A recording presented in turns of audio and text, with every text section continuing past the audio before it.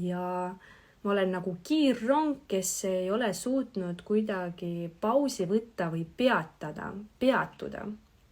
Ja ma muudkui panen edasi, nii kui Terminaator, ja ei kuula oma keha, kui ta ütleb mulle, et kallis tüdruk peatu, et sa võtad enda peale liiga palju, sa ei suuda kõike seda lahendada, et peatu.